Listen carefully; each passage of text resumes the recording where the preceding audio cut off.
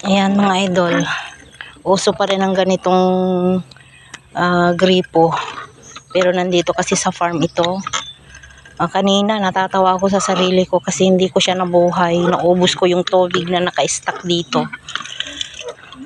First time ko kasing buhayin dahil kanina pagpunta ko dito hindi walang lalabas na tubig, so kailangan mong lagyan ng tubig para mabuhay.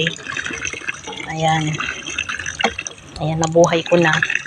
Yung lugar na ito ay pagmamay-ari ng aking kapatid. Dito ay may bahay kubo sila dito dati, pero ngayon wala na.